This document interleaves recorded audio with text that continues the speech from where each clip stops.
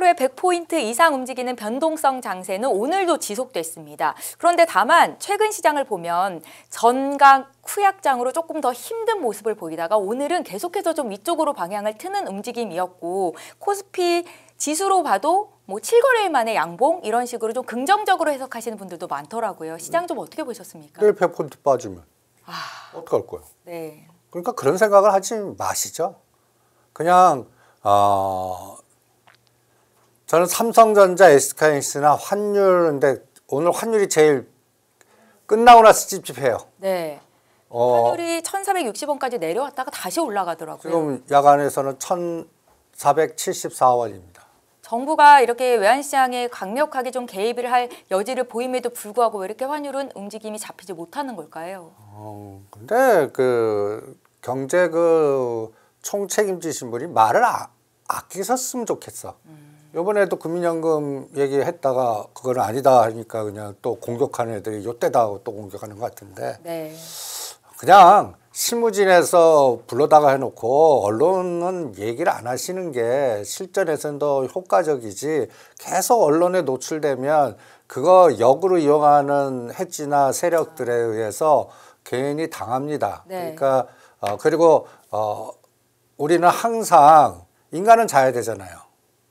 이 요새는 야간 시장의 그 환율은 NDF, 거기가 레버리지 시장이 굉장히 세요. 그래서 거기에서 또 이용하는 세력이 있고, 또 요새 야간 선물 시장에서 또 기계군단 장난들이 너무 심해요. 그러니까 이런 상황에서 우리 인간과 기계 싸움에서는 또 여기도 AI 기계한테 자꾸 당하는 것 같아서 저는 오늘 100포인트 급등했잖아요. 매도하라고 그랬습니다, 또 요번에. 근데 SK하이닉스는 제가 전에 64만 원 고점 돌 때 분명히 53만 원 저점 깰 테니까 그때를 기다려서 사시라고 그랬잖아요. 근데 요새 질문 들어오는 거 보면 또 60만 원대 사갖고 또 거기도 그냥 현금으로 사신 게 아니라 신용 레버리지 이렇게 해갖고 60만 원, 64만 원 산 게 50만 원, 51만 원 되니까 또 일부 또 털리시는 분도 계시고, 이런 역사이클에 걸리시는 분들이 많은 것 같아요. 이게 프로그램이라든지 알고리즘 매매를 모르시는 것 같아요. 지금 시장은 생각하는 장이 아니고 분석하는 장이 아닙니다. 네. 그냥 뭐라고 그럴까요? 저는 삼성전자, SK하이닉스 기준축을 딱 놓고 여기에 요게 몇 프로 오를 때 꼬리는 몇 프로 올리고 그때 롱은 뭐 사용하고 숏은 뭐 사용하는지 매일매일 오목볼록 판을 매트릭스 그려놓고 그림 맞추기로 쫙 해놓고 요번엔 요쪽 땡기네. 그러면 요새 장은 어떻게 보면 급락하는 거 사요. 전에는 NC소프트 하자고 그랬잖아요. 어저께 분할하면서 에피스를 급락시키냐. 웬 떡이나 그거 사는. 이런 로직으로, 그리고 나서 또 급등하면 또 팔아버리고. 이런 시스템 매매를 이용하는 장이지, 지금 이게 떨어졌으니까 왜 떨어졌습니까? 올랐으면 왜 올랐습니까? 이게 분석하는 장이 아닌 것 같아요. 그러니까 오늘 상승에 흥분하지 말라는 말씀을 주시는 거잖아요. 내일장 또 100포인트 빠질 수도 있다라는 말씀을 주시면서. 그러니까 내일은 미국 시장 쉬잖아요. 네. 그러니까 우리는 환율에만 의존할 것 같고, 또 오늘 야간 시장에 갑자기 아침에 딱 일어났는데 10포인트 빠져 있어요. 제발 올라 있으면 장난치지 않았으면 좋겠습니다, 야간 시장에서. 그리고 제가 항상 기준이, 제가 이게 파는 건지 사는 건지 한번 예측할 수 있어요? SK하이닉스가 굉장히 중요한데, 네. SK하이닉스 네이키드 매수할 수 있고 매도할 수 있어요. 근데 계속 외국인은 매도해요. 근데 매도하는데 선물을 합성시킬 수 있어요. 근데 EM ETF를 합성시킬 수도 있어요. 그러면 SK하이닉스하고 EM ETF를 합성시켰을 때 상황이, 이것도 롱숏이 될 수 있거든요. 그러면 이게 전체 SK하이닉스 네이키드, 선물 네이키드, 그 다음에 ETF 네이키드, 그래서 이거 합성된 게 실제 SK하이닉스에 어떻게 영향을 주냐. 분석할 수 있어요. 그게 운영하는 CIO나 알고리즘의 기준 측에 의해서 판단할 수가 있습니다. 그래서 제가 이럴 때는 위치 파악하라고 그러거든요. 네. 위치 파악. 그래서 이번 시장은 저는 10월 28일, 29일이 굉장히 중요한 맥점입니다. 또 하나는 트럼프 대통령이 10월 10일 날 공포 만들었다가 탁구 발언에서 급등했던 그 위치도 굉장히 중요합니다. 그러면 제가 전에 10월 28일 날 하루 만에 SK하이닉스 1조 2천억, 삼성전자 2,500에서 1조 한 5천억 총 7천억 받는 이날 합성돼서 거꾸로 오를 거다라고 한 분석. 그리고 그 사이에 계속 팝니다. 그리고 이때가 51, 2만 원이에요. 오늘 이걸 깼습니다. 오늘 이걸 깼어요. 그리고 보세요. 이제 SK하이닉스가 지금 오늘 이렇게 급락했다가 요번에는 얼마 정도 반등할까요?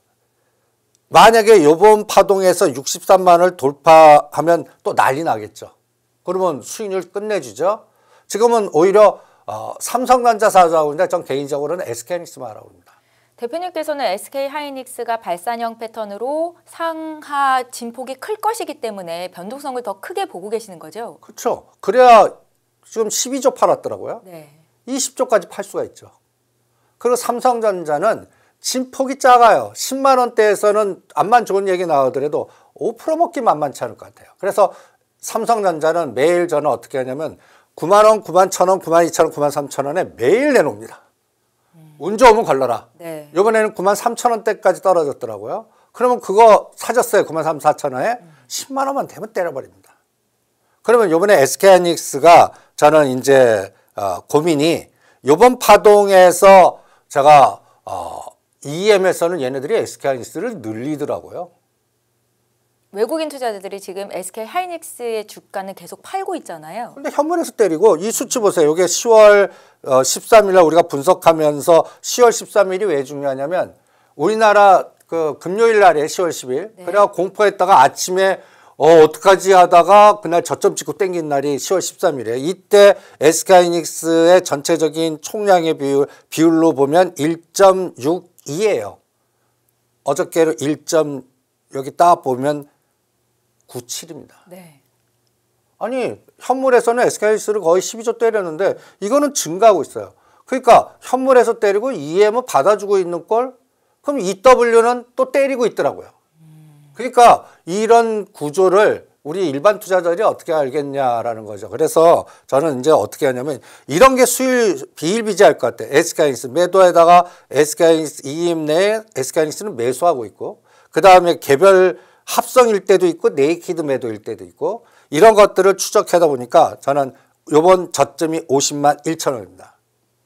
그러면 저는 매일 얼마 내놓냐? 요번에 55만 원까지 갔어요. 그러면 55만 원 가려면 11% 올라야 돼요. 네. 55만 원, 56만 원, 57만 원에 내가 갖고 있는 SK하이닉스 반 때려버립니다. 그럼 여기서 끝날 수 있으면 끝나면 시장이 요번 저점 더 바로 깬다는 얘기입니다. 그럼 미국 시장이 도와주지 않았다는 얘기예요. 근데 요번에 21%가 60만 원대입니다. 요새 다시 또 60만 원을 돌파하면 그러면 이제 어떻게 됐다는 얘기죠? 만약에 SK하이닉스가 60만 원 돌파했어요. 근데 삼성전자는 못 갔어요. 그러면 시장에 어떤 상황이 또 되겠죠? 지금 구글 관련된 TPU가 분할해서 뭐 구글 진영 이게 막 제가 한 달 전에 가장 엔비디아 악재는 대체제가 생겼기 때문에 이게 가장 악재다 때려라 했다면 우리가 SK하이닉스가 이번에 60만 원 갔다는 얘기는 구글 급락했다는 얘기예요. 그럼 구글 진영 다 급락했다는 얘기예요.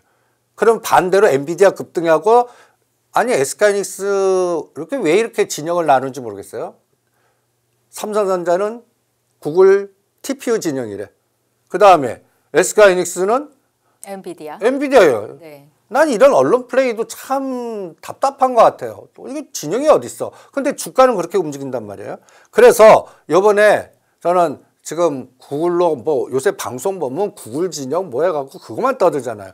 아이고 구글도 먹을 거 없겠구나. 그리고 우리나라에 구글과 짝짓게 해줬던 이오페타시스라든지 뭐 코리아 서킷들 그거 다 팔아라고 그랬습니다. 그리고 오히려 반대되는 오라클이라든지 그 다음에 SK하이닉스가 뭐 이제 엔비디아 진영이라고 그러니까 그 SK하이닉스 해갖고 요게 10%짜리 나오냐 20%짜리 나오냐 앞으로 한 달 딱 보겠습니다. 이게 이제 정확하게 한 달 잡는 거는 12월 12일 그 금리 결정 이후에 우리가 이제 연말에 지금 모든 그 포지션을 정리하고 내년으로 가는 그 코스에서 우리 SK하이닉스를 그때쯤 우리 납회할 날 얼마를 볼까? 궁금해요. 12월 10일 날은 SK 삼성전자는 얼마를 볼까? 이렇게 해서 저는 삼성전자는 9만전자 초이면 무조건 사자. 10만에서는 암만 좋은 얘기야도 팔자. 그리고 SK하이닉스는 우리가 예고해드린 대로 50만 원, 51만 원. 이번에 50만 원 살짝 깨면 전 박앤세일 같아요. 거기서는 집중적으로 사갖고 55만 원과 60만 원 사이에 만 원 단위로 비율 매도해봐서 이거를 롱숏으로 이용해갖고 이 발산형 패턴이 계속될 거다라고 보는 거죠. 그래서 이번에 만약에 제가 걱정하는 거는 SK하이닉스도 이런 수렴형 패턴을 만들까 봐. 그럼 지폭이 점점 작아지는 이게 무서운 거예요. 수렴형 패턴이. 그러면 SK하이닉스 고점이 점점 낮아지고 저점은 높아지면서 전체적 방향은 내년에 주는 꼴이 되는 거예요. 그러니까 요게 발산이 되면 계속 활발하게 움직이는 거고 요게 수렴형 패턴이 나오면 뭔가 다음 그림이 무섭다는 얘기예요. 그러니까 요 과정을 앞으로 파생과 연관해서 체크를 해보겠습니다. SK 하이닉스를 앞으로 어떻게 투자하면 좋을지 자세한 전략을 짜주셨는데 삼성전자는 어떻습니까? 9만 원, 요번에 4천 원부터 네. 9만 원까지 1,000원 단위로 놓고 10만 원부터 10만 1,000원, 10만 2천 원, 10만 5천 원까지 매도 내놓으시죠. 그것밖에 안 줄 것 같아요. 그러니까 지금 논리로는 삼성전자 뭐 실적이라든지 일단 저는 그렇게 분석 안 하고 알고리즘으로 분석합니다. 로직으로. 그러면 지금 12조 SK하이닉스 팔 때 5조를 샀더라고요. 5조를 샀어요. 그런데 아까 EM에서는 줄었어요. EM은 줄었어요. 포지션이. 네. 그리고 TSMC가 급격하게 줄어요. 그러면 이게 뭐냐면 어떤 느낌이 드냐면 이제는 그 해지라는 공격하는 CIO가 있다면 대만을 리스크가 있게 보는구나. 왜냐하면 우리나라의 코스피 200의 기준에 삼성전자, SK 합쳐야 32%가 넘어요. 근데 대만 각거 지수는 TSMC 하나가 30% 넘어요. 한 종목이. 네, 그러면 한 종목 차지하는 비중 자체가 30%라고요. TSMC 하나가. 네. 그러면 그게 굉장히 위험한 변동성이 될 수 있는데 이게 트럼프는 내년 4월에 또 중국 만난대요. 난 이게 4월 때 만나는 게 겁나. 왜 4월이요? 그 전에 또 이상한 짓 할까 봐. 4월 달에 쫙 만나서 또 해피하게 또 만들어 놓고 11월 달까지 쭉 끌고 갈까 봐. 그 트럼프 시나리오를 만들까 봐 제일 걱정이에요. 그러니까 4월 달에 주식 시장이 폭락할 가능성에 대해서 언급을 하시는 거예요? 그 전에 공포 마케팅을 하고 그 다음에 4월 달에 만나서 딱 해결할까 봐. 네. 그리고 그 공격이 TSMC일까 봐. 이제는 대만 들어와. 우리나라는 해결했잖아요. 그럼 이제는 대만 괴롭히기 들어가는 거예요. 그 천병이 일본 여성 총리가 되는 것 같고. 뭐 이렇게 지금 이거는 뭐라 그럴까 펀더멘탈의 분석보다 그 글로벌 정치학적 매트릭스에서 트럼프 대통령이 우리 그 아시아 쪽 동부아시아 쪽을 장기판을 둘 때 어떤 로직으로 딱 전략을 짤까 할 때 지금 여성 총리 그 일본 총리를 굉장히 이용하는 것 같아요. 네. 그리고 이것 때문에 우리 원전 조선제가 하지 말자고 그런 겁니다. 대표님 오늘 원전주는 상승이 나왔습니다. 그래서 때리라고 그랬어요. 원전 관련주들의 오름세가 있었고요. 그래서 100%부터 때리라고 그랬어요. 이번에 25% 뺐단 말이에요. 72,000원. 네. 거기 그리고 한전기술이 8만 원대까지 급락을 시켰어요. 95,000원, 10만 원 전 매도하라고 그럽니다.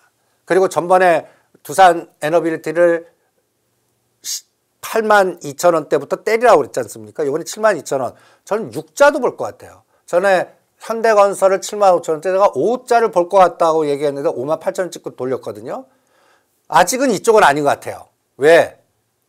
지금 갔다 해서 센각구 열도, 군함, 우리 잠보감이 이번에 괌 가갖고 훈련하고 왔더라고요. 이런 이미지들이 저는 이게 환율하고도 연계돼서 좀 싸해요.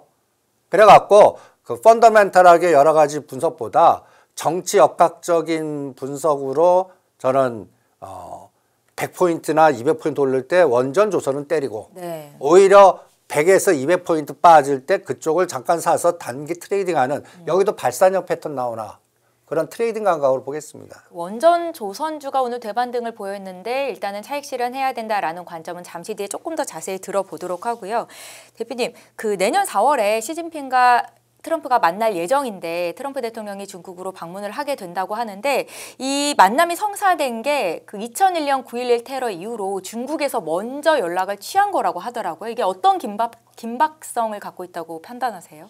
그러니까 지금 중국도 내부적으로는 상당히 머리에 쥐가 날 것 같고 뭔가 출구를 찾아야 될 것 같은 느낌이 들고요. 그 다음에 트럼프 대통령은 제가 이런 얘기 하지 않았습니까? 우크라이나를 뭔가 빨리 봉합을 시키는데 지금 근데 제가 우크라이나 저기 막 그 소부장 올라가고 막 그 로봇 올라갈 때 뚱딴지 같지만 대동기 하나 사갖고 바닥에 있으니까 그걸 사놓고 그게 단간에 2만 올랐어요. 그러면서 이제 종전이 막 될 것 같은 뭐 그런데 이제 오늘 내일 이제 봐야 되겠죠. 근데 푸틴 얘기가 안 나와요. 푸틴 얘기가 안 나오지 않습니까? 그러니까 둘이 미국과 우크라이나는 종전 합의문에 어느 정도 이르렀는데 푸틴의 결정이 남아있는 상황이죠. 아니 그러면 둘이 사인했어요. 그날 그 추수감사절 대공세로 푸틴이 대공격해버리면 어떡하려고. 별 생각도 다 해버린 거죠. 네. 푸틴은 지금 꽃놀이패를 갖고 있는 것 같아요. 그러니까 트럼프 말을 따르지 않는 것 같아요. 그러니까 트럼프는 일단 우선 우크라이나를 강압적으로 뭔가 만드는 것 같아요.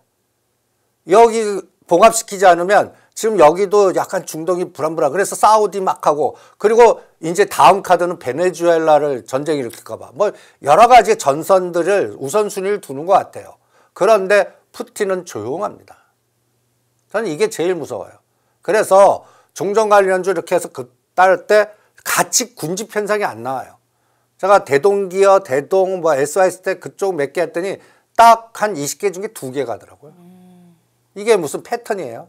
그러니까 오히려 때리라고 그랬고, 그 다음에, 대만하고 막 이렇게 해서 뭐 수산업 뭐 이렇게 해갖고 막 봉쇄한다? 그날 꼭지예요. 네. 이거 일반 투자자들이 뉴스에 하면 완전히 역사이클 걸리는 장이라고요.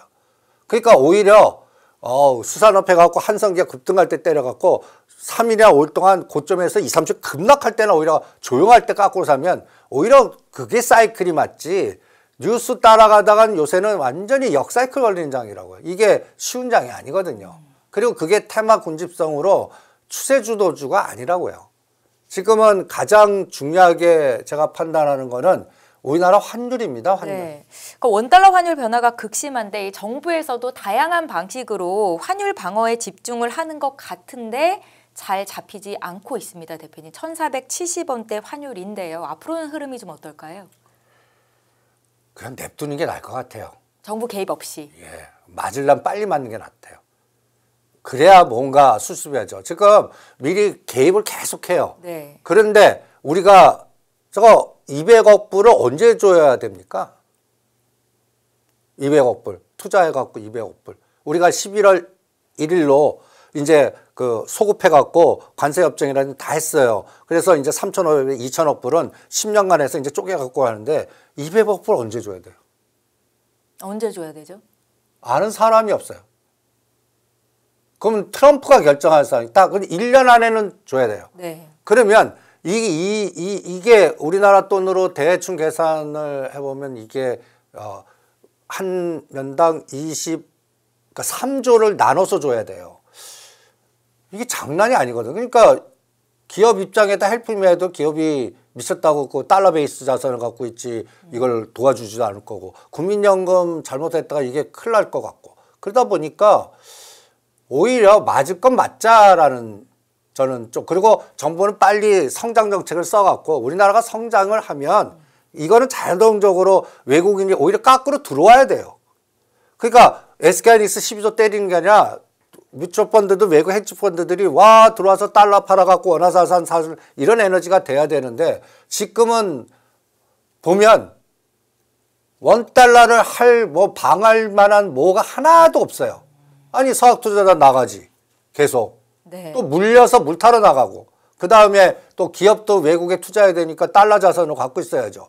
지금 그나마 하는 거는 수주로 왕창 해갖고 달러를 원화로 바꿔줘야 되는데 조선이나 이런 것도 달러 베이스로 갖고 있지 원화로 안 바꿀 것 같아요. 그러니까 자체적으로는 지금 뭔가 공격적인 성장 정책이나 성장률을 보고 우리나라가 뭔가 에너지가 괜찮아지네 해서 외국인들이 그 헤지펀드들이 이제는 한국 자산을 사야겠구나라는 그런 거에 1, 2등의 삼성전자, SK하이닉스 롱숏만 하는 게 아니라 그걸로 들어와 주는.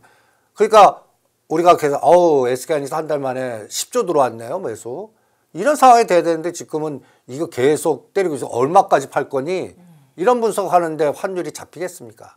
그런데 계속 내년으로 시가갈수록 미국은 중간선거지, 우리는 또 선거지. 그 다음에 또 4월 달 만났는데 제가 정확하게 내년도에 정확한 날짜 까먹었는데 6월 달인가 6월 30일 날 트럼프 대통령이 80주년 생일입니다. 네. 근데 뚱딴지 같이 생일을 왜 하냐? 이분 그거 이용해서 그 타임 잡아갖고 무슨 짓 할 것 같아요. 꼭 4월과 6월 달 코스로 11일 선거를 위해서 그 전에 뭔가 전 세계적인 변동성, 그러면 해결해야 되는 게 뭐예요? 우크라이나 해결해야죠. 푸틴하고 뭔가 해서 전략을 짜야죠. 그 다음에 베네수엘라 문제 해결해야죠. 내치 문제 해결해. 내치가 지금 가장 우선순위일 것 같아요. 신뢰도라든지 이런 거. 그리고 그때쯤 되면 이제 자기 사람이 됐던 이제 6월 달에 이제 연준이 의장이 바뀌어서 지금 대충 어떤 분이 된다는 건 나오는데 이런 것들이 교통정리가 돼야죠. 금리 부분 뭐. 그리고 나서 이런 것들이 전반적인 모든 불확실성이 제거된 다음에 뭔가 방향을 주지 않을까. 그러면 제가 이런 얘기하지만 여러분들 제가 얘기 들으면서 결론 뭐예요? 답이 없다는 얘기예요. 지금 12월부터 내년 1, 4분기는 답이 없이 이렇게 출렁거리면서 변동이 되는 장이지. 그러니까 오히려 100포인트 오르는 날 조심하고 100포인트 떨어지는 날 오히려 공포해야 하는 걸 매수해보고 저는 이렇게 하면서 지금 사이클을 타보니까 귀신같이 맞아요. 요새는 급락하는 것만 사면 꼭 욕심 안 내고 10%는 먹어요. NC소프트도 그랬죠. 오늘 22만 원대 때리라고 그랬습니다. 그 다음에 지금 삼바 분할도 한번 생각해 보세요.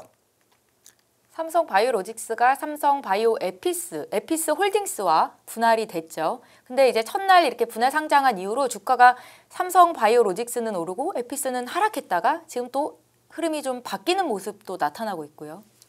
저는 요번에 에피스를 그 외국인들 1,900억을 하루에 때리면서 급락시킬래. 네. 와, 에피스 대박 나겠다.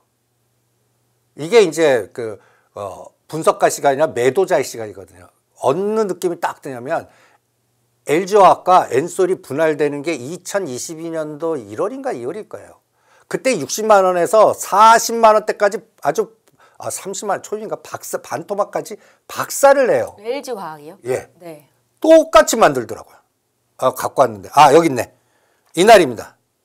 2021년도에 분할해갖고 시작이 60만 원 시작했어요. 얼마까지 급락하면 35만 원. 그리고 이 고점을 돌파시킵니다. 에피스 똑같이 이렇게 할 것 같아요. 이번에 에피스 한번 보세요. 61만 원입니다. 32만 원. 이거 돌파한다. 근데 돌파하는데 뭐 갖고 돌파할까라고 고민하면 여기다가 무슨 펄을 줄까 고민해 보는 거예요. ADC라는 단어가 딱 나오더라고요. ADC? 표적 항암 시나리오. 네. 지금 가장 대표적인 게 알테오젠입니다. 그러면 에피스가 나오면서 이제는 왕이 바뀌겠구나. 저는 이런 느낌이 받았습니다. 그래서 이런 작업을 할 때 우리가 농담 삼아 선수들께 A펀드를 B펀드에다 넘겨주면서 싸게 준 다음에 얘를 펄을 줘갖고 급등시켜서 우리 눈에 콩깍불 쓰게 하고 고가를 사게 하는 시나리오가 이게 3개월 만에 나올지 6개월 만에 나올지 한번 보자라고 해서 툼에 나올 때 이거를 집중적으로 다른 거 다 팔아 이거 사. SK하이닉스보다 얘가 더 나아. 왜냐면 이 로직이 나오거든요. 대표님께서는 삼성 바이오로직스보다는 삼성 에피스 홀딩스를 알맹이로 보시는 거예요? 그럼요. 왜냐하면 영업하는 그 사업 자체가 다르잖아요. 분석으로 보지 마시고 이건 바이오로직스는 시밀러예요. 10조가 돼요. 이 10조짜리를 올라면 거의 20% 먹기 힘들어요. 덩치가 너무 크다. 너무 커서. 네. 암만 뭐라고 떠들어도 셀트리온하고 비슷하다고. 17만 원, 20만 원 박스듯이 얘는 150만 원, 180만 원 박스 같아. 그럼 그 진폭이 20%예요. 그래서 분석을 하는 사람들이지만 이거를 급락시키는 종목이면 가볍잖아요. 3조예요. 그러면 얘에다가 우리가 펄을 준다고 그러거든요. 좋은 진주를 줘갖고 뭔가 포동포동하게 살찌워갖고 간단히 해서 거의 사이즈를 바이오로직스 얘를 10조 10조 만들어 보세요. 나는 그 행위를 할 것 같아요. 그러니까 이거는 바이 사이드보다 셀 사이드 감각으로 보셔야 되거든요. 그래서 한번 보세요. 네. 저는 에피솔딩스가 이번에 급락은 반이면 47만 원 정도 나와요. 이거 올리려면 40% 올려요. 이건 엄청난 에너지거든요, 지금 장에.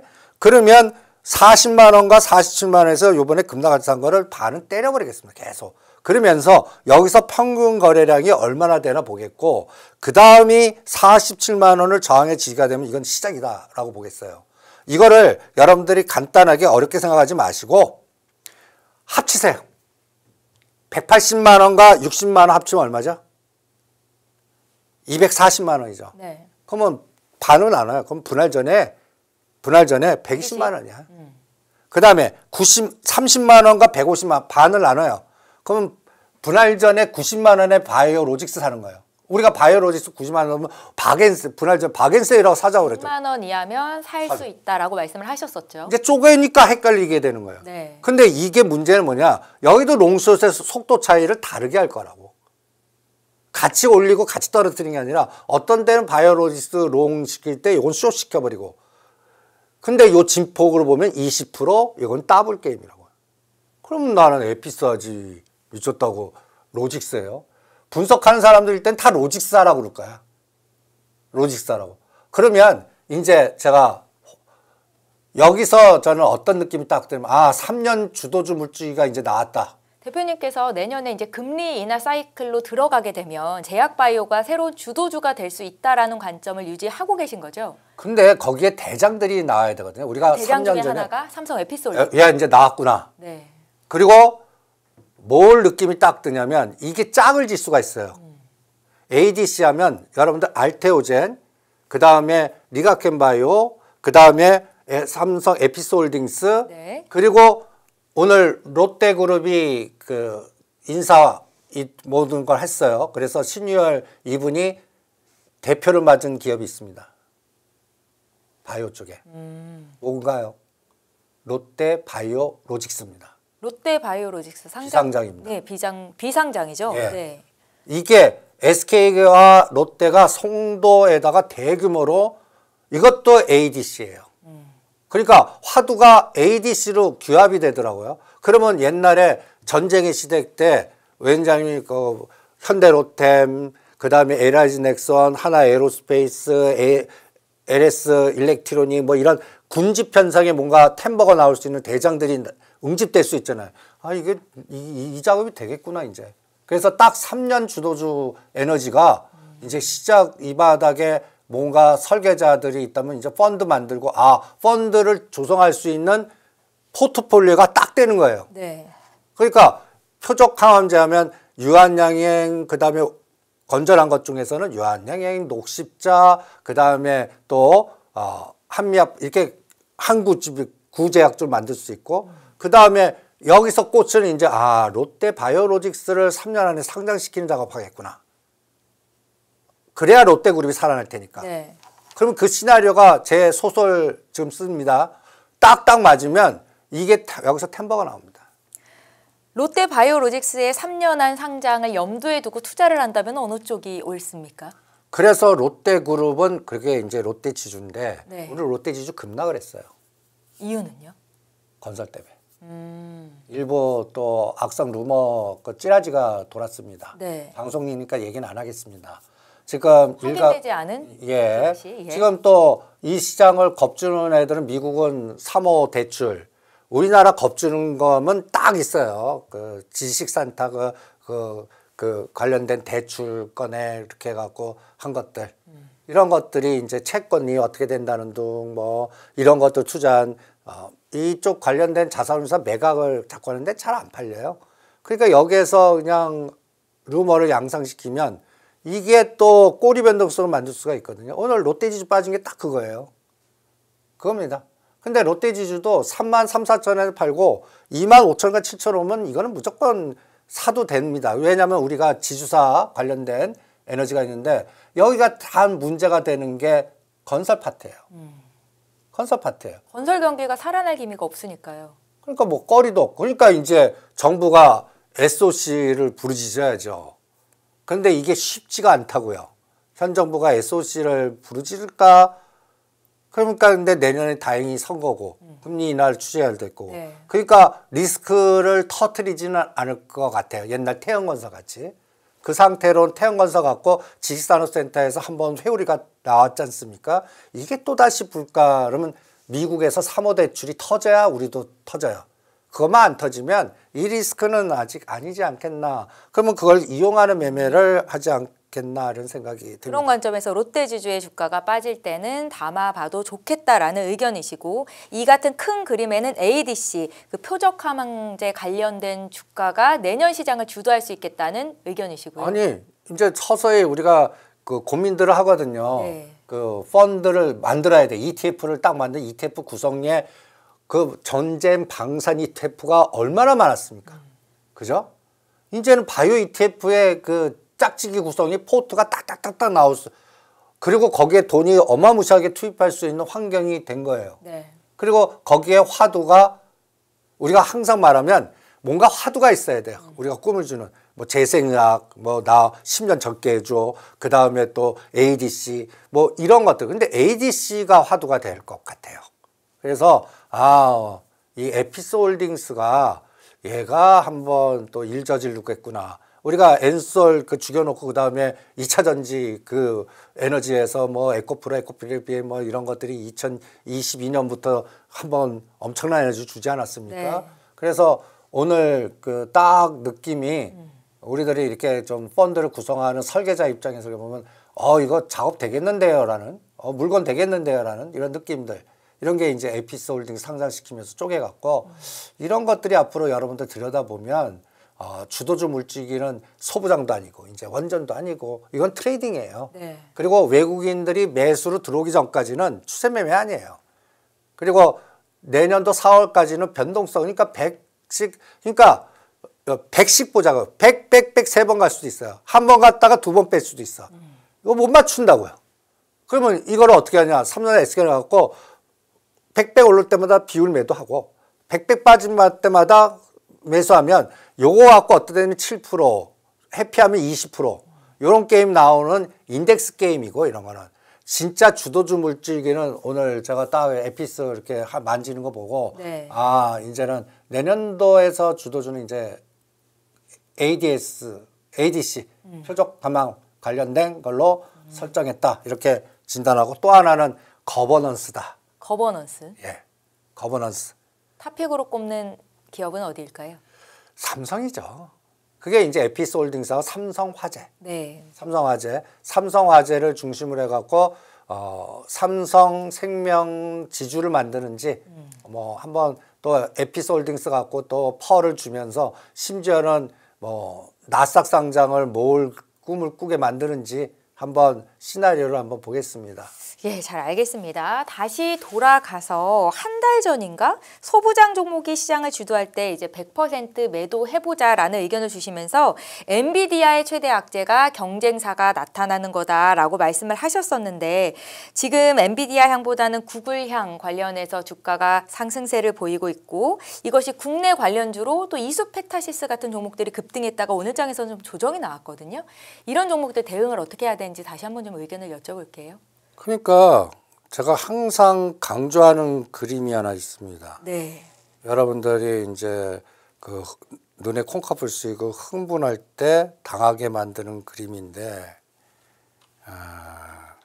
급등하는 종목들이. 이 그림. 네. 120 밑에 있다가 갑자기 이런 로켓포 쏘갖고 모두 저는 이럴 때 무조건 120 이격이 높아지면 무조건 아무리 좋은 얘기 나와도 팔아라. 그리고 120일까지 떨어질 때나 하자. 이런 논리를 피지 않습니까? 지금 필옵틱스 보세요. 유리입한주요? 예. 이때 10월 말 11월 때 이 난리 쳤던. 근데 이게 어느새 이렇게 됐습니다. 얘기들 안 하죠. 이런 걸 왜 안 사요? 이런 걸 사지 왜 이스페타시스를 사? 또 이 바닥 선수들한테 당하게. 네. 지금 이스페타시스를 딱 봤어요, 제가. 그랬더니 우리 그 리서치 세트에서 현혹되게끔 딱 썼더라고. 보시면 구글이 차지하는 비중이 40%래. 와우. 전체 매출에서. 와. 네. 그러면 TPU 하면 이건 무조건 이스페타. 근데 위치 보세요. 제가 이렇게 인위적으로 그려왔습니다. 얘 100이. 그래서 뒤져봤어요. 1000억이 이걸로 매출인데 그럼 왜 40%니? 얘가 전체 매출이 이거 갖고 왔나? 1조 1000억이에요. 네. 40% 맞아요. 근데 구글 전체 매출이 아니라 그 AI 그 가속기 그 PCB 그 판에 전체 1억 전에 30%가 그쪽 매출이에요. 그러면 3,300, 3,400 정도 되죠. 그럼 거기에 1,000억이면 40%잖아. 그런데 이게 전체 매출이면 우리 모르는 사람은 현혹되잖아. 이 구글하면 이게 무슨 건. 그리고 여기는 엔비디아도 있고. 예? 그러면 이게 갖다기에서 어느 날 갑자기 엔비디아 급등하고 판이 바뀌었어요. 그래서 TPU 급락하고 대장 급락해요. 그럼 얘가 제일 많이 급락할 거라고. 그리고 여기에 짝짓는 종목들 보니까 코리아 서킷, 이스페타시스, 롯데머티리얼스 이런 등등등 종목들 다 위치 보면 이격이 어마무시해요. 하지 마시죠. 네. 오히려 반대로 떠들지 않는 이게 이제 알파벳이 10월 10일 기준으로 40% 가까이 올랐어요. 그러면 이게 여기에 반대되는 세상이 엔비디아예요. 엔비디아 하나 사자고요. 엔비디아 하나 사자고요. 엔비디아 하나. 그리고 여기에 이제 가장 문제가 오라클입니다. 오라클. 오라클이 거의 반토막 가까이 급락했어요. 네. 그런데 곡지 찍은 날이 언제냐? 9월 10일입니다. 갭상승하고 난리 쳤던데요. 간단히 해서 오픈 AI하고 오라클이 3천억 불 계약했습니다. 이거 떠들어갖고 그날 갭 찍어놓고 그때부터 지금까지 한 달 동안 박살을 내놓는 거예요. 오픈 AI하고 오라클하고 무슨 계속 확장하는데 이제 최후 직격탄 받는 게 뭐냐? 이제는 이쪽은 엔비디아 향이야. 그래서 이쪽 판은 이제 망하는 거야. 이제는 메타니 뭐니 다 TPU래. 언론이 이렇게 끌고 가잖아요. 그럼 얘는 더 떨어질 것 같아갖고 이거 그리고 이제 벌써 반대 매매 다 나갔을 거라고요. 그러면 이런 파동이 나와야 됩니다. 바닥을 수렴해서 21선과 51선, 21선이 수렴하는 파동이 나오거나 아니면 이 저점에서 30 내지 50 대반등이 한번 나와요. 그래서 120선 갔다가 눌려서 짝꿍댕이가 나와주면 이런 패턴 나올 때가 이게 1개월에 안 나와요. 네. 한 3개월 걸리거든요. 그럴 때 여기는 롱숏으로 작동할 것 같아요. 그래서 언론하고 반대로 하자. 지금 TPU 열광하는데 지금 TV만 틀면 TPU예요. 그럼 저는 유리기판 할래요. 유리기판. 아까 필옵틱스, 그 다음에 캠트로닉스, 지금 이런 쪽. 그럼 이런 것들은 또 엔비디아가 급등할 때 이거 따라서 엔비디아 급등할 때 10% 갈 때 얘네들은 30%는 갈 거거든요. 그런 시소를 이용하시는 게 트레이딩에서 뭐랄까 효과적인 전략이지 요새 장에서는 언론과 시장의 그 시장이 이게 AI입니다. 네. 그래서 AI가 기사 만들어갖고 우리 눈에 자꾸 이렇게 보이게 해요. 검색창에 우리가 막 뜨이게 해요. 거기 속지 마세요. AI가 건드리지 않거나 외로워진 거, 빈집들 이런 거 찾아놓고 딱 기다리면 어느 날 갑자기 한 달 후에는 그쪽을 막 건드려 줄 때 우리는 그때를 팔자. 이렇게만 유도하셔도 요새 장이 지수 작품보다는 종목 선택이나 이런 데 효과적으로 대응하지 않을까 이런 생각을 합니다. 언론에서 언급이 많은 종목들을 따라가지 말자. 이격이 너무 많이 벌어져 있기 때문이다라는 관점에서 말씀을 하신 거고요. 급락 패턴을 찾아서 그래서 이제 단타 매매에 집중해야 되는 장이다라는 말씀이신데 이유가 뭔지 원달러 환율과 유가 흐름을 같이 보시는 거죠? 그렇죠. 우리 경제 가장 최악이 이제 유가 올라가는 겁니다. 네. 우리 이 유가 올라가면요. 어떤 방어를 해도 환율 못 막아요. 맞고 가야 돼요. 그러니까 유가가 그나마 저가에 있으면 괜찮은데 이거를 지금 제가 걱정하는 게 제가 가끔가다 싱가포르 형님들이라고 뭐 이렇게 얘기하는데 이분들 중에서 파워맨들, 블랙록이나 이런 애들 우리 한국을 양털 깎게 하려면 유가 올리는 작업하면은 이건 니네들은 대만하고 우리는 지네들 마음대로 싸게 거둘 수 있다. 그럼 유가를 올릴 수 있는 시나리오는 뭘까? 지금 그거 구상하는 그 전략가 팀들이 있어요. 이게 짝짝꿍 돼갖고 머니게임 만들어버리면 우리는 털려요. 그러니까 유가 부분을 잘 보셔야. 그래서 제가 뚱딴지 같이 흥구석에 사놓고 이쪽 뛰는지 봐라. 가스공사는 이제 자원개발이다. 그리고 원자재 개발이 들어가는지 봐라 해서 거기가 다 빈집들이거든요. 네. 그러니까 오히려 그런 걸 보고요. 또 하나는. 그리고 제가 요번에 10월 29일이 다 꼭지의 위치입니다. 이게 M7과 관련된 것들을 제가 다니다는데 11월 20일이 바닥의 위치예요. 이거 한번 보세요. 이 간단해서 브로드컴 이게 뭐 오라클 여기서 가장 망가진 게 뉴스케일이나 원전주예요. 네. 그러니까 이 뉴스케일이 바닥에 언제 들어올 건가를 우리는 또 체크해야 될 것 같고요. 엔비디아가 200불 때 그다음에 대장주들 중심으로 보면 오라클 같은 것들이 바닥이 확인돼야 돼요. 거의 300달러짜리가 이제는 190달러거든요. 그럼 여기서 뭔가 대반등 나오나. 그나마 테슬라가 선방하고 있어요. 테슬라는 450과 380 그냥 박스고. 그러니까 테슬라가 제일 그 박스 전략이고 가장 화려한 게 구글이에요. 알파벳. 그리고 애플이에요. 두 가지만 살아있어요. 그러면 이건 뒤집어 놓고 보면 롱숏 자리면 걔네들이 이제 제일 위험해진 거예요. 그리고 가장 위험하다고 떠드는 게 이제 엔비디아나 오라클이 이제는 이제 숏이 어느 정도 매도 쳤으면 분명히 이거를 차익을 실현해 갖고 뭔가 포지션을 정리하는 그 CIO들이 생긴다고요. 그 가격대가 왔어요. 벌써 뭐 반토막인데. 그러니까 그러면 쏟친 애들이 청산화. 그리고 팔란티어도 제가 140과 150 보면 이거는 뭐 박앤셀이다. 이게 거기가 왔어요. 200불에서. 그러니까 이제는 오히려 TPU 연구하지 마시고 지금 오히려 GPU 연맹이 다시 힘 합쳐서 또 뭔가 으쌰하는지 그 팔란티어, 오라클, 엔비디아 갖고 보자고요. 이게 한 달 주기로 왔다 갔다 할 것 같아요. 한 달 주기로. 그걸 오히려 이용하는 게 그러면 그때 삼성전자 누르고 SK하이닉스 롱 치는지도 보고요. 이렇게 이쪽은 체크해보고 싶고요. 그 다음에 오늘 원전주 때리라고 그런 게 제가 뉴스케일이 바닥이 어딘지 진짜 모르겠어요. 미국에서 긍정적인 소식이 있었습니다. 미국 트럼프 행정부가 인공지능 확산으로 이거 폭증하고 있는 전력 수요를 감당하기 위해서 800억 달러, 우리 돈으로 약 117조 규모를 투입하겠다. 이게 호재로 좀 작용했다고 분석이 되더라고요. 그러니까 그건 전체 원전. 네. 저는 종목의 주목. 이 대주주 이게 ATM 이게 우리가 ATM 이름 잘 우리 돈 현찰 이게 이축이 ATM 이게 이 SML이 ATM 이게 왜 이렇게 나왔냐? 이게 대표되는 SML가 오클러예요. 네. 그런데 여기에 대주주가 플로오르라고 있어요. 얘네가 다 엑스트예요. 얘네가 엑스트 끝나야 돼요. 이거를 ENTRA라는 신규 대주주가 돈을 줘야 돼요. 네. 없어요. 그러니까 자꾸 뭔가 신주 발행하거나 공모해서 이건 물량 늘리기 우리나라 유증장돈이나 이게 끝나야 돼요. 그러니까 암만 국가적 사업으로 뭘 한다고 그래도 이게 수급이 개선이 되고 끝나야 돼요. 언제 끝낼지. 지금 1,700만 주는 다 팔은 것 같아요. 근데 아직도 남은 물량을 아직 못 판 것 같아요. 그래서 뉴스에 이제 대주주 교체가 다 됐습니다. 나오든지. 그 다음에 또 하나는 기관들 ETF가 너무 많이 포함되어 있어요. 원전주가?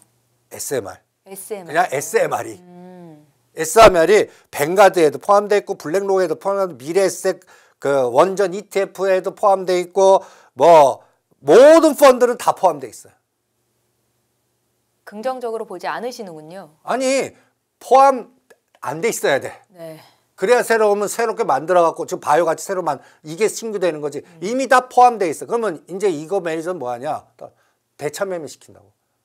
때 들어올 때까지 빌려갖고 이자놀이 하든지 빌려준다고요. 그러면 그게 얼마나 이 ETF가 다른 거 살 때 합성돼요. 그 청산할 때 이게 매도 물량으로 나온다고. 이게 끝나야 돼요. 그래서 주가로 볼 때 그래서 두산 에너빌리티를 제가 25%, 30%, 심지어는 50%까지 열어놓는 거예요. 이게 뉴스케일 때문에. 네. 뉴스케일이 바닥을 잡아야 된다라는 관점이에요. 네.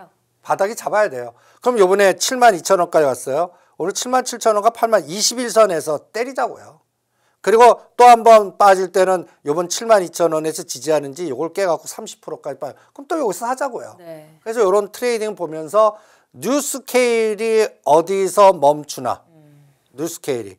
그래서 저는 뉴스케일 갖고 볼래요. 그러면 뉴스케일이 지금 이게 바닥 패턴입니까? 이 그래프상으로 바닥 패턴 아니에요. 그러면 제가 요 하늘색 선을 그려놨어요.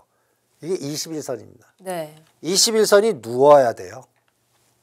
그래서 21선이 아직 너무 높아요. 그러니까 21선이 이 거의 15불과 20불 사이에 제자리 뛰게 해야 돼요. 그리고 단기 평선이 뭔가 수렴이 돼야 돼요. 그리고 여기서 한번 갑자기 30%나 50% 뭔가 V자 한번 나오면 이게 괜찮아 이제 그럼 대충 해결이 되나 보다. 이런 파동이 확인이 돼요. 확인된 거 아무것도 없어요. 그리고 거래량이 들어와야 돼요. 아직 거래량 안 들어와요. 그러니까 지금 뭔가 장기적으로 보면 완전히 대세죠. 그런데 거기에 핵심되는 대주주 두산 에너빌리티 뉴스케일이에요. 이게 해결이 돼야 될 거 아니에요. 그러니까 다른 거와 같이 영향을 미친다고요. 그래서 요것도 확인을 내년 1월이나 3월까지 볼래요. 그때까지는 떨어지면 사고 오르면 팔고 SK하이닉스 같은 트레이딩만 하겠습니다. 네. 그러니까 원전, 조선도 마찬가지예요. 조선도 제가 걱정하는 게 이 그림을 걱정하는 거예요. 이 그림. 이 여성 총리, 트럼프가 이 여성 총리를 이용해 먹을 것 같고 그 다음에 센카쿠열도 동중국해 할 것 같고 그 다음에 우리 장보고함이 괌 가서 훈련하고 오고 그 다음에 이제 4월 달에 미중 정상회담 나오고 그러면 원전 조선 그동안 주도했던 것들은 30배, 30, 40, 50 이렇게 빼볼래요. 그래서 거기서 들어서 뒤풀이 파동만 할래요. 그래서 이거를 하나오션으로 그려봤어요. 옛날 같으면 11만 원 25% 빠지면 무조건 사자 웬 떡이냐 했거든요. 안 하잖아요. 안 할래요. 그리고 10만 원을 깨면 할래요. 이거는 뭐 바로 그 대신 이 고점 못 갈 것 같아요. 그럼 10만 원에서는 11만 원과 12만 원 와도 10에서 20% 아니에요. 그런 파동만 보면서 여기도 뭔가 21선과 121선이 좀 이렇게 만나는 시점. 네. 그래서 미중 간의 정상회담 전에 대만 카드를 어떻게 쓰나. 대만이 제일 문제예요. 그래서 TSMC, 대만도 환율, 우리도 원달러 환율. 그리고 일본, 구남, 센카쿠, 남중국, 서해 여기에 갈등 구조. 이런 것들이 우리 뉴스에 AI가 노상 우리를 괴롭히는지 같이 보면서 이거를 트레이딩한다. 이렇게 판단을 하겠습니다. 네, 올 한해 시장을 주도했던 원전과 조선주에 대한 투자 의견, 이승조 대표님의 의견 참고하셨으면 좋겠고요. 이제 종목 하나를 좀 보겠습니다. 게임 ETF주가 투자하기에 괜찮다, 퇴직연금에 편입해도 좋을 만한 시기다라는 말씀으로 시작했던 NC소프트가 말씀하셨던 당시 주가보다 좀 급락이 나왔어서 그때 좀 많이 두려워하셨을 것 같은데 단기간에 다 올렸더라고요. 이 같은 패턴을 한번 설명해 주신 바 있었는데 어떻게 다시 한번 들고 계신 분들을 위해서 말씀을 들어볼까요? 이게 그러니까 이거를 전문용어로 채 탄다고 그래요. 네. 그 일반들 이렇게 흔들어 버리면 다 털려 나가요. 네. 네. 이거 펀드 매니저들이 이게 그 펀드 매니저 성격이나 그래서 제가 24만 원대 얘 성격상 분명히 채 털 거다. 그 공포를 만들 거다라는 거거든요. 이게 간단히 해서 이게 거래 매집이 안 돼요. 그러니까 펀드 매니저라면 이거를 100만 주 모으려고 그러면 주가 진폭으로 한 30% 진폭해서 계속 괴롭혀야 돼요. 네. 그게 꼭 17만 원, 24만 원이야. 대표님, 지금 이 자리에서 또 급락을 예상하시는 건가요? 예. 오늘 밤 팔으라고 그랬어요. 22만 원. 그러니까 하락폭에 오늘 딱 꼬리 딸린 게 나는 얘가 벌써 털었구나라고 느낌이 딱 드는 거예요. 네. 그러면 이제는 저점을 안 괴롭힐 겁니다. 그러면 한 19만 원과 20만 원 이거 판 거를 10% 정도에서 다시 재요. 그러면서 10%짜리 변동이냐 20%짜리 변동이냐 해서 요것도 이렇게 지그재그를 얼마 동안 노나 한번 볼게요. 그러면서 여기 24만 원을 저항해라 뚫을 때 그때쯤에 여기서 끌개가 나오나 뭐 갖다 해서 미국산 오징어 게임의 이슈가 나오는지 넷플릭스하고 연결해서 뭐가 나오는지 중국이 갑자기 우리나라 게임 판을 연다고 난리 쳐주든지 뭐런 어떤 우리를 뭔가 환장하게 만드는 끌개가 분명히 나올 때 그때 상단을 돌파시킬 거라고 보거든요. 그때까지는 물량을 모으는 구간입니다. 그럼 그게 진폭이 여기 고가에서 저가가 거의 30%예요. 네. 그러면 오늘 저가에서 지금 올라간 진폭도 30%예요. 이 30%라고요. 이 변동을 그러면서 거래를 유발시킬 거라고 봅니다. 이게 하나의 NC소프트의 하나의 그 트레이딩 감각으로 그래서 다시 20만 원 깨라. 그러면 오늘 20만 원 판 거는 다시 껴넣는다. 그리고 오늘 만약에 19만 원, 20만 원 하면 다음은 23만 4만 원 또 때린다. 그러면서 24만 원과 18만 원을 얼마 동안 뭐 3개월이 될지 6개월이 될지 그러면서 이 상단을 언제 돌파하나 이건 혼자 돌파하지 않을 겁니다. 거기는 반드시 뭔가 매크로적으로 큰 변화를 주는 뭔가 뭐 중국에서 뭐 갖다 해서 일본을 뭐 규제해 갖고 뭐 여러 개 해서 이게 반사이익으로 우리 판호 갈려서 중국 뭐 게임과 연계해 갖고 뭐가 터진다든지 그리고 여기에 비트코인이 연결돼 있습니다. 대표님 말씀하셨으니까 디지털 금으로 불리던 비트코인이 고점 대비해서 지금 30% 급락했다가 그래도 바닥을 조금 잡는 분위기긴 한데 앞서 저희가 인포맥스 라이브 이선엽 대표님의 의견을 좀 들어봤을 때는 비트코인이 왜 빠졌냐. 비트코인을 10배 정도 레버리지를 일으켰던 기관 투자자들이 돈을 좀 메우기 위해서 주식을 팔았고 그 같은 유동성이 계속해서 줄어들었기 때문이라고 분석을 하더라고요. 그렇죠. 거기도 주먹이 나오고 청산이 됐죠. 네, 그럼 앞으로의 흐름을 좀 어떻게 보십니까? 그 청산의 마지막 디데이가 내년 1월 26일입니다. 1월 26일이요? 예.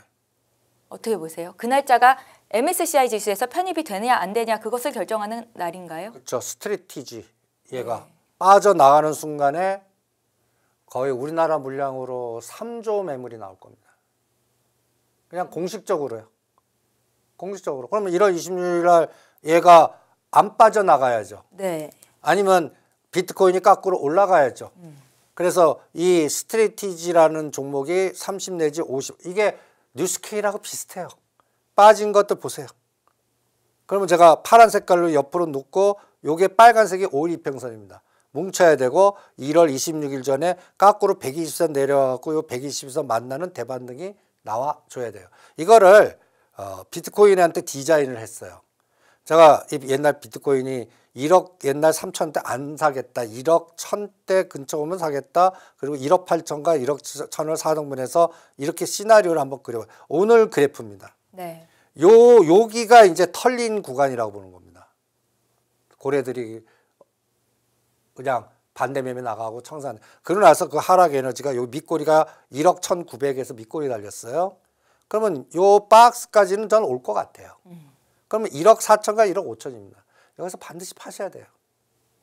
반이라도 팔아야 돼요. 왜? 여기서 가장 나쁜 그림이 여기서 대반등 줬어요. 살았다는데 여기서부터 빠져나가고 이 저점을 깨고 내려갈 때. 이게 제일 공포예요. 그거는 MSCI에 빠져나갔다는 얘기예요. 네. 근데 그거 결정은 스트래티지한테 물어보고 내년 1월 26일이라고. 그러면 2달 남았다. 2달. 2달 동안 이건 흔든다고요. 그러니까 제가 이런 로직을 여기 1억 1000과 1억 2천은 사자. 대신 풀베팅 아니다. 30에 50. 그리고 1억을 만약에 깨면 이건 풀베팅이다. 근데 1억을 깼다면 1억 3천과 4천이고 1억 지지하면 1억 4천과 5천. 여기까지가 이번에 대반등 목표다. 추세 전환은 1월 26일 날 MSCI 이 부분이 해결되나 보고 그 다음에 판단하자. 이게 저는 가상화폐 그 대장인 비트코인의 전략입니다. 12월 1일에 미국의 QT가 종료되고 또 12월에 미 연준이 금리를 인하하게 되면 유동성이 풀리고 그런 일부 자금이 또 코인 시장으로 유입될 수 있다. 그것을 상승 트리거로 볼 수는 없을까요? 저라면 그쪽 세력들이 그쪽 안 갑니다. 딴 거 가지. 네. 왜냐하면 지금 유동성이 풀렸어요. 이게 지금 비트코인 하는 세력들은 여러분들 우리나라면 약간 젊어요.